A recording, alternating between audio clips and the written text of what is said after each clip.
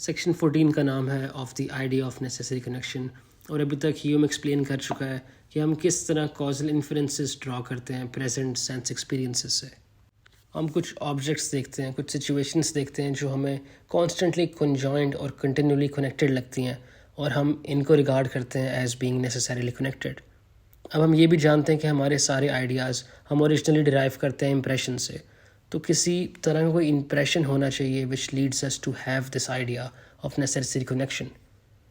अगर हम एक केस कंसिडर करें when we strike a match and it lights, तो हम देखते हैं कि जो फ्लेम है वो इमीडिएटली सरफेस करता है after we struck the match, और जो फ्लेम है वो हम देखते हैं कि वो होवर कर रहा है right above the very match that we let. Also the match was unvolatile sitting in its box, और अगर हम उसको स्क्रैप ना करते, उस मैच हेड को स्क्रैप ना करते, तो वो अब्लेज ना होता। तो जब हम एग्जामिन करते हैं इस तरह का एक पेयर ऑफ कॉजली कनेक्टेड ऑब्जेक्ट्स, तो हम इनके बीच में सिर्फ दो ही रिलेशंस डिस्कवर करते हैं, जो हैं कि वो कंटिन्यूअस हैं इन टाइम एंड प्लेस, और दूसरा कि जो कॉज है वो प्रिसीड करता है इफेक्ट को। हमें इसके अलावा कोई रिलेशंस नहीं मिलती इनके बीच में जब हम सिर्फ एक पेयर को एग्जामिन करते हैं। अब अगर तो हमारी जो कैंडल विक है वो छोटी होती, तो हम उसको लाइट ना कर पाते on the first strike. In fact हम काफ़ी ज़्यादा मैचेस को ज़ाया करने के बाद आखिरी वाली स्ट्राइक के बाद हम कैंडल जला पाते। Now each of these dozens of matches will lit, ये रिपीटिशंस हैं of the same causal pairing. तो हम अब डिटर्मिन ये करना चाहते हैं कि क्या इन दोनों रिलेशंस के अलावा कोई रिलेशंस हैं इन नेसेसरी कनेक्टेड ऑब्जेक्ट्स के दरमियान। तो हम ज़्यादा इंस्टेंसेस, ज़्यादा एक्सपेरिमेंट्स करेंगे, ज़्यादा रिपीटिशन करेंगे ऑफ द सेम एक्सपेरिमेंट। हमें फिर ये मिलता है कि हर स्ट्राइक जो है वो बाकी सब स्ट्राइक्स की तरह ही है, वो डिफरेंट नहीं है, और ईच फ्लेम भी बाकी सारे फ्लेम्स की तरह ही है। तो हमें ये पता चलता है कि like causes produce like affects. एक इंस्टेंस इस तरह का सडन एक्सपीरियंस का एक न्यू आइडिया प्रोड्यूस करेगा, लेकिन अगर हम ये सेम एक्सपीरियंस रिपीट करते रहें तो एक कोई भी न्यू आइडिया रिपीट नहीं होएगा, कोई न्यू आइडिया प्रोड्यूस नहीं होगा, पिछला वाला ही आइडिया प्रोड्यूस होगा जो फर्स्ट एक्सपेरिमेंट, फर्स्ट रिपीटिशन से हमें मिला। तो यहाँ पे हमें पता चलता है कि जो ये रिपीटिशंस की सिमिलैरिटी है ये वजह नहीं है हमारे नेसेसरी कनेक्शन के आइडिया की, और ये एक्सप्लेन नहीं कर सकता कि हमारे दिमाग में क्या आइडिया है for unnecessary connection.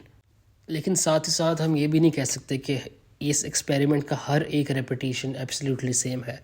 For example जो हमने मैथ स्ट्राइक की, तो शायद हमने उसको एक डिफरेंट एंगल पे होल्ड किया। शायद हम जो हमारी जो सराउंडिंग्स थी, जो आवाज़ें थी, जो विजुअल्स थे हमारे इर्द गिर्द, शायद वो डिफरेंट होते।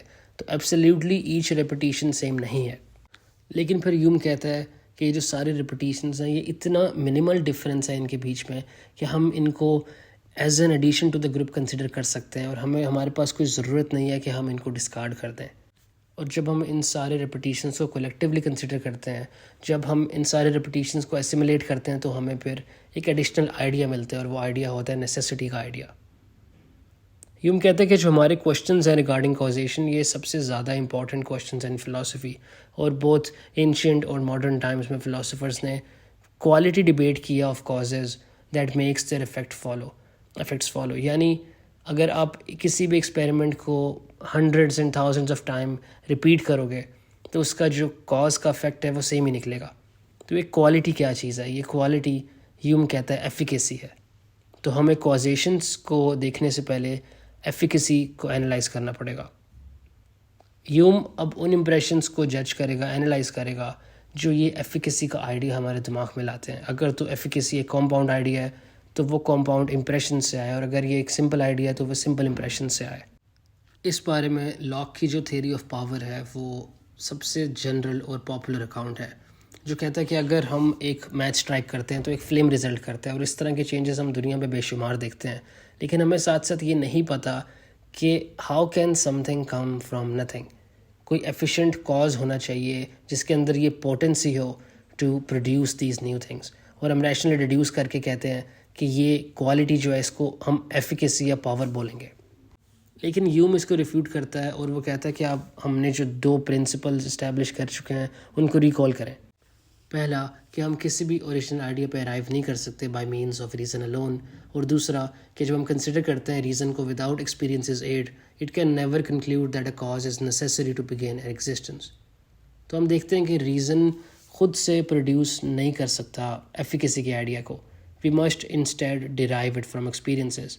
और ये इंस्टेंसेस जो हैं जो एफिकेसी को एग्जिबिट करते हैं, they would impress upon our senses. ये जो इम्प्रेशन है ये एक आइडिया ऑफ एफिकेसी हमारे दिमाग में इम्प्रेस करेगा, and we then believe that we know the idea of efficacy. तो कोई एक्सपीरियंस होना चाहिए जो इस तरह इसको एग्जिबिट करता हो, लेकिन शायद हम इस तरह का एक्सपीरियंस कभी ना ढूंढ पाएँ। ये सजेस्ट करेगा कि इनफैक्ट हमारे पास एफिकेसी का कोई आइडिया नहीं है, क्योंकि ह्यूम पहले ही रिफ्यूट कर चुका है प्रिंसिपल ऑफ ए प्रायोरी या फिर इनेट आइडियाज़ को। ह्यूम फिर कंक्लूड करता है कि कोई भी एफिशिएंट कॉज हमें नहीं मिलता अमंग एन ऑब्जेक्ट्स प्रॉपर्टीज़। अगर हम मानते भी हैं कि इस तरह की एफिकेसी है तो हमें इसको डेमोन्स्ट्रेट करना पड़ेगा by means of experimentation, but Hume यहाँ पे एक नेगेटिव कंक्लूजन पे आ रहा है कि एफिकेसी एग्जिस्ट ही नहीं करती, और उसका only means of proving it यही है कि वो हम सबको चैलेंज करता है कि हम एक्सपीरियंस की बुनियाद पर दिखाएं कि हम इसे डायरेक्टली परसीव करते हैं, और अगर हम नहीं कर पाते तो वो अपने आर्गूमेंट को बेहतरीन तरीके से डिफेंड कर चुका है। तो हम काफ़ी इंस्टेंसेस देखते हैं इर्द गिर्द कॉन्स्टेंटली कॉन्जॉइंट ऑब्जेक्ट्स के, और इन इंस्टेंसेस का बाकी इंस्टेंसेस के ऊपर कोई डायरेक्ट इन्फ्लुएंस नहीं होता, ना ही कोई न्यू क्वालिटीज़ प्रोड्यूस होती हैं in the others which might provide the model for the idea of cause and necessity. लेकिन समहाउ ये जो रिजेम्बलेंसेज हैं बिटवीन रेपिटेशंस, ये हमें एक आइडिया ज़रूर देती हैं, क्योंकि अगर काफ़ी रेपिटेशंस हमारे साथ हो जाएं, जिस तरह हम अगर मैच स्ट्राइक करें और फ्लेम ही इमर्ज हो 10वीं दफ़ा भी, 20वीं दफ़ा भी, 50वीं दफ़ा भी, तो जब हम फ्लेम को देखेंगे तो हमारे दिमाग में एक कॉज भी आएगा कि ये जो मैच जब स्ट्राइक हुई तभी फ्लेम इमर्ज करता है, राइट। तो ये जो मूवमेंट है ये एक ऑटोमेटिक प्रोसेस बन जाएगी हमारे दिमाग में कि if we've gone through several repetitions then the cause will evoke the idea of the effect and the effect will also evoke the idea of the cause।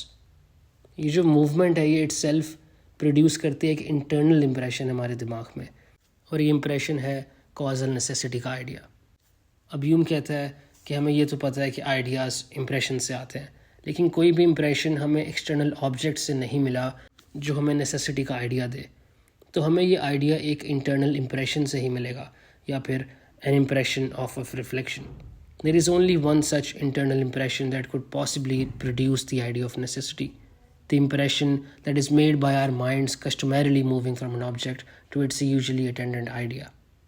अब ह्यूम कुछ डेफिनेशंस देगा for cause and effect, और वो कहता है ये जो दो डेफिनेशंस वो देने लगा है ये उनको सेटिस्फाई नहीं करेंगी who want to reason beyond what experience tells us। पहली डेफिनेशन वो देता है कि एक कॉज एक ऑब्जेक्ट है और वो एक कंटिन्यूअस ऑब्जेक्ट को प्रीसीड करता है। All objects resembling the cause are likewise considered to precede continuous objects that resemble the effect. इस डेफिनेशन को कुछ लोग क्रिटिसाइज करेंगे for defining a cause by something external to it. तो ह्यूम एक और डेफिनेशन हमें देता है, वो कहता है कि एक कॉज एक ऑब्जेक्ट है, वो एक कंटिन्यूअस ऑब्जेक्ट को प्रीसीड करता है, और जो कॉज है वो अपने इफेक्ट के साथ यूनाइटेड है। तो जब हमारे दिमाग में हम कंसीव करते हैं एक का आइडिया, तो it thereby conceives the other, and when we have a sense impression of the cause we obtain a more lively idea of the effect। But कुछ लोग होंगे जो कहेंगे कि हम फिर से cause को define कर रहे हैं by something external to it, namely by the effect that accompanies it। फिर ह्यूम कहता है कि वो इससे बेहतर definition नहीं दे सकता, और अगर desired है तो हमें ये खुद ही प्रोड्यूस करनी पड़ेगी।